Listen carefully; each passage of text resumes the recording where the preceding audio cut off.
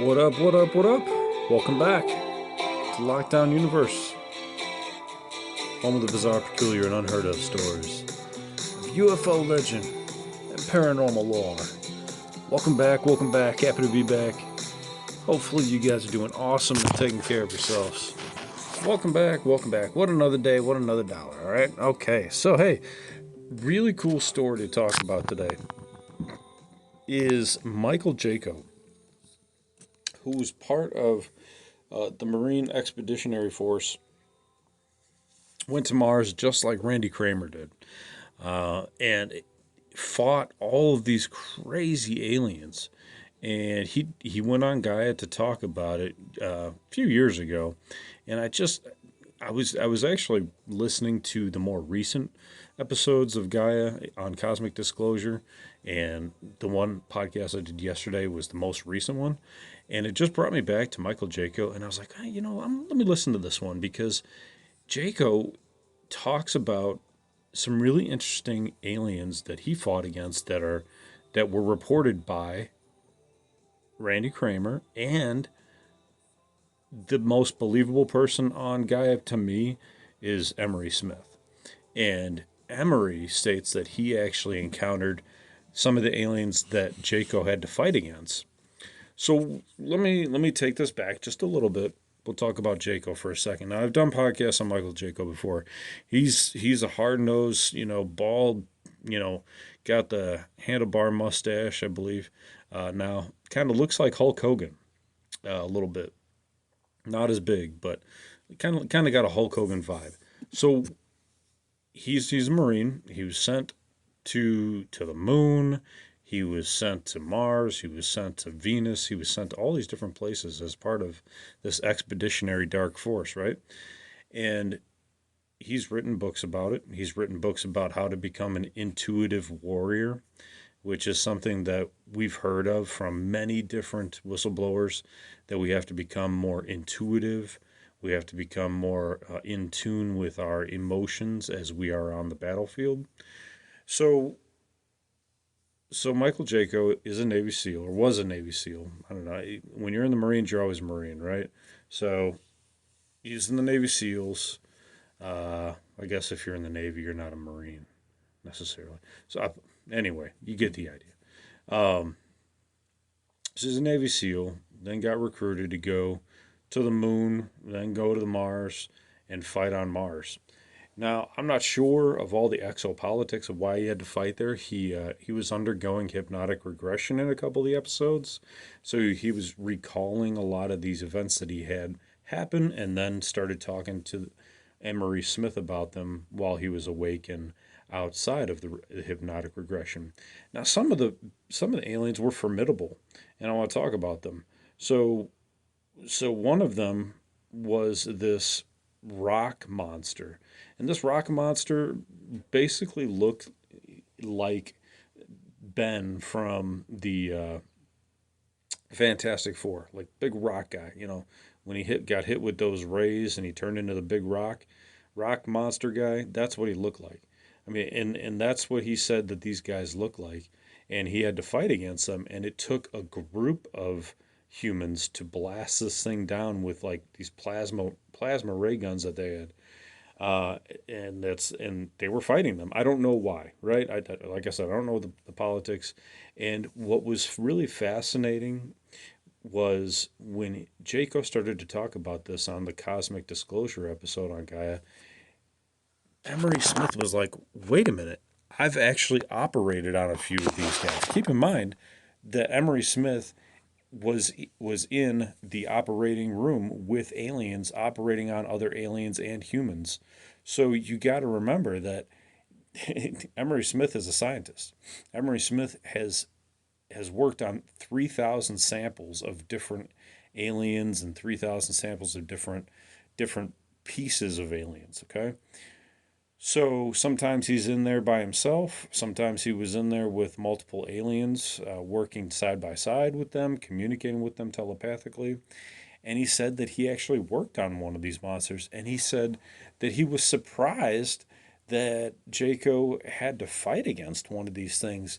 Now, he didn't say this, but he seemed so surprised that it made me wonder why he was surprised, right? Because it made me think, well, did Emery think that these rock monster guys were like the good guys? Is that the telepathic communication that he got from these aliens that he was working with in the operating room, or did he know something else? Was he briefed on something else? Did he get some debriefing information about a segment of these rock monster type guys that were good, and maybe some of them weren't so good, and maybe those are the folks that Jaco was battling. You never really know when it comes down to groups of aliens. There's some that are going to be good and some that are not going to be good. He also mentioned that these these aliens, a lot of these aliens were under the control of the Draco reptilians. The Draco reptilians were kind of like the mafia, right? And the mafia kind of ran their racket amongst these different alien groups. So like they kind of offered quote unquote protection for payment type things, right? And that these species were basically running their missions for them, right? So he said the Dracos are at the top. He said he also encountered tall grays, small grays, but he wasn't fighting with them. He said he did fight against these spider like beings, which is really interesting because I have to go back and check Jaco's season. I can't remember if his was before Randy Kramer came out and talked about his spider encounters as well, because he Randy Kramer went into detail about these huge spider beings that they had to fight against, and that they were like super formidable. That they were basically like made out of metal. They were basically like the replicators in Stargate, except the replicators in Stargate were like small, like 1.5 to 2, 3 feet in diameter beings, replicant like robot spiders. But in the real world or in Mars, they were fighting these things, and these things were like huge, like building size, kind of just huge beasts, and they were really impenetrable. And one of the things that really struck me about Jaco's commentary was that he said that they were taught on the moon and at Venus as well, on Venus, that you had to go into these battles, whether you were battling the Draco, whether you were battling the spiders, whether you were battling the rock monsters, you had to go in with a feeling of love, with a mentality of love. He said they knew that they were going to go in there and it was going to be a battle, but you had to go in with this kind of emotion and solitude and understanding and inner peace of love, that there wasn't going to be like an intention of anger necessarily, just that there was going to be a battle. And he said the reason they had to do this wasn't the reason you might think. The reason was because that these beings could use your anger against you. So if you go in there and you're pissed off and you're like, oh, I'm gonna go beat these guys and da da da da, and I'm gonna go in there with this really dominating mentality, they were gonna flip the script on you. So if you go in there angry, they could flip it on you easily. They were masters at mental manipulation. So I don't know if we can really kind of use this as an analogy to how humans fight with anger, but if you've ever seen like a UFC fight or a boxing match, and whoever's the person that's like hopping around the most, jumping around, doing backflips before the match, and they're looking all aggressive, and then you have this guy over on the other side, and he's just looking kind of like, okay, I'm here, I'm gonna fight. And it's usually the person that's not flipping around doing all the crazy shit, jumping up, doing sit ups and push ups on the mat before they're about to fight. It's usually the guy that has like a calm, focused mentality, not showing really any aggression, just showing the fact that he's there and he's ready to fight. So I thought that was really interesting. He said it doesn't matter whether you're fighting the Draco, who are masters at manipulation, or whether you're fighting the rock monster guys or the spider guys. He said the spiders, and again, I don't know their name, their title or whatever, or where they come from or anything like that. He just said these spider beings were like masters at manipulation, just like the Dracos were. He said they could flip the script on you if you were coming in there angry. And it is kind of interesting to think about because we know that the Draco use chemical warfare when their ships are landing, that the chemicals that are coming off their ships just elicit fear, almost like the Scarecrow in Batman Begins when he uses that weaponized fear chemical. It causes fear and like hallucinations and all that stuff. It's what these Draco do. It's what they feed off of. So they know how to manipulate it. They know how to get you. And it's kind of funny because I have my own daughter who's just like me, and she knows how to push my buttons. And I'm like, damn it. Yeah, I'm like, I got to learn how to control myself because she's gonna get me, and she gets me all the time. And I'm like, oh my gosh, I got to learn how to do better. So I have to control my own mind in order to be able to control her to make her become a better person, right? And for her to be a better person, I have to be a better person, right? So like there's something to be said for going in with like that loving mentality. And what's interesting is, going back to that movie Men Who Stare at Goats, we had everybody. We had the main character, Jeff Bridges' character, uh, going around as I don't think he was a sergeant or I don't know, he's a captain maybe, um, but some kind of officer, and he was going in and his focus was to sell this this program where he was going to study the peaceful nature of the army, how the army could bring a loving mentality into the battlefield. And this was in the 70s, and then he brought it into the 80s.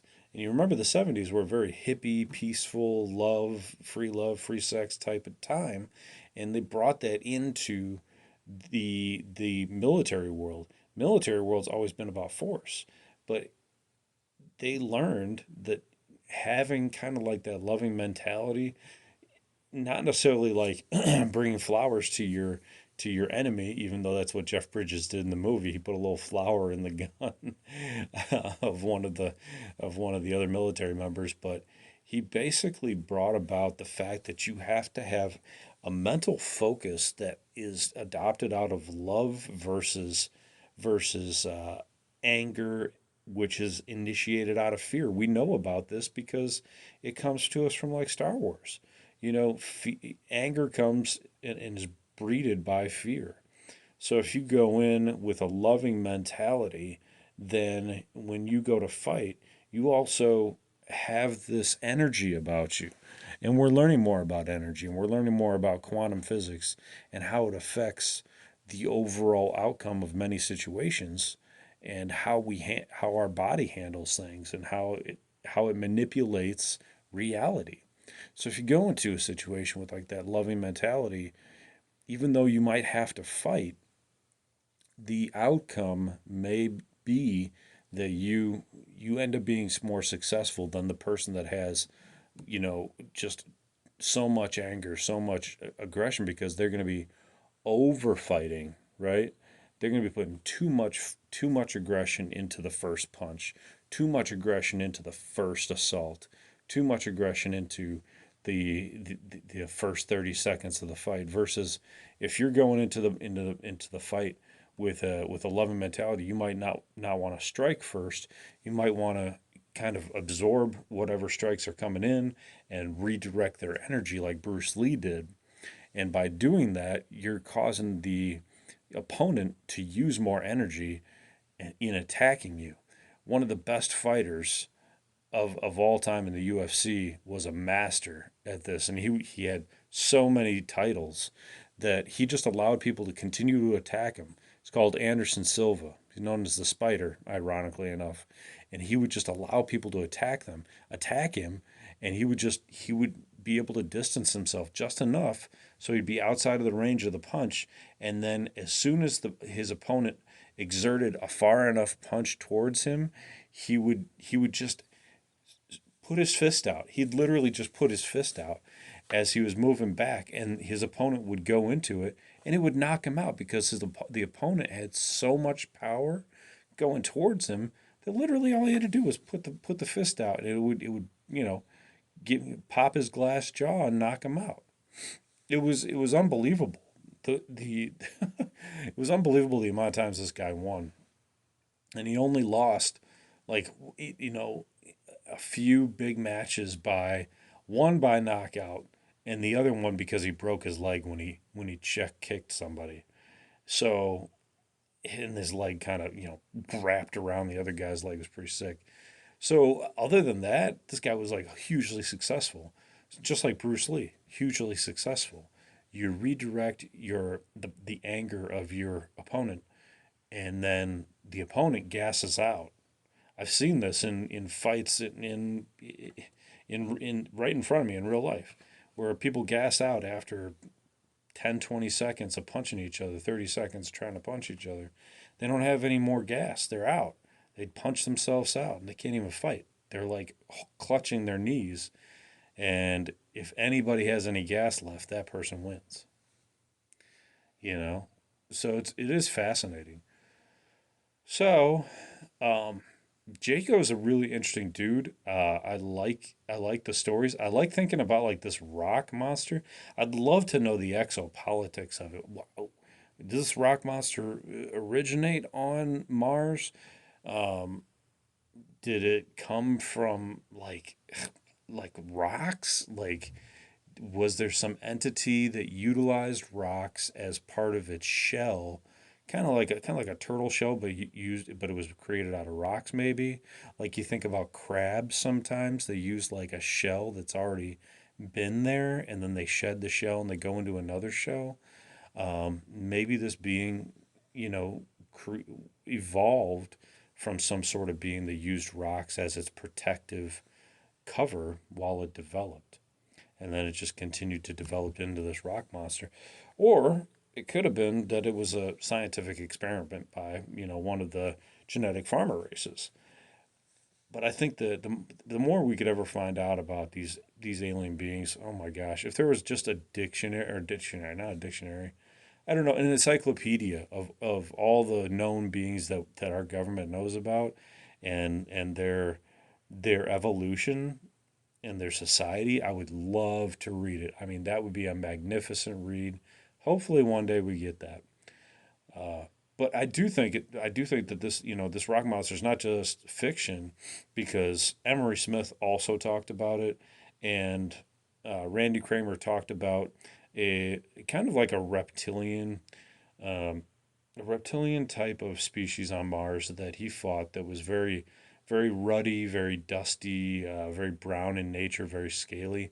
So, not the saying that they're the same species, but that it seems like on Mars it is a very kind of like planet, reddish and brownish planet, and these species could easily evolve there, or may just live there now, because Mars has been around a long time. Mars has been around for millions, billions of years.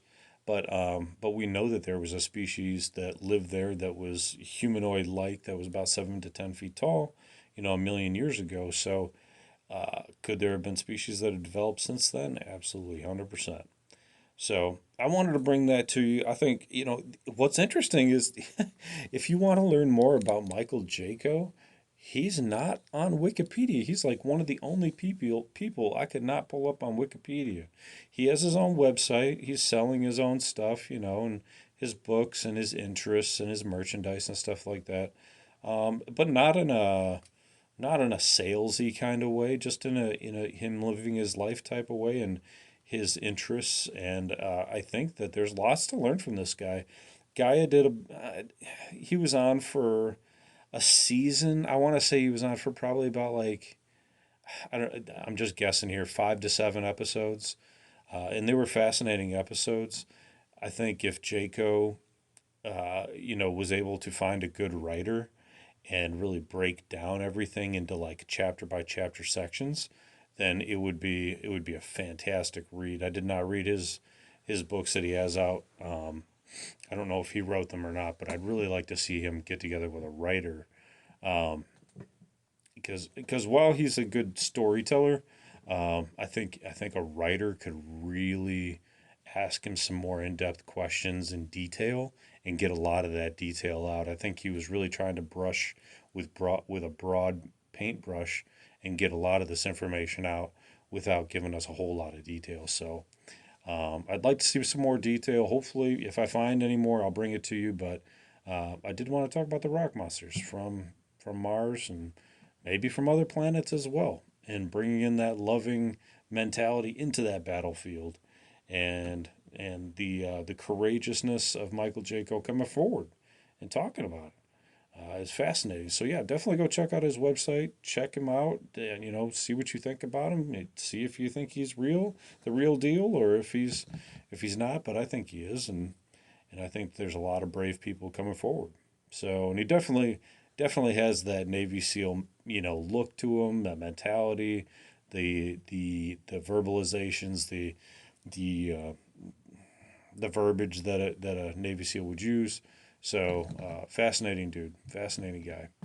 All right, guys. Well, hopefully you're staying safe from the drones, taking care of yourselves physically, spiritually, emotionally, following through on your hobbies and your goals and your dreams. And we'll check out the drones tomorrow. We'll see if there's any good news, any new news coming out.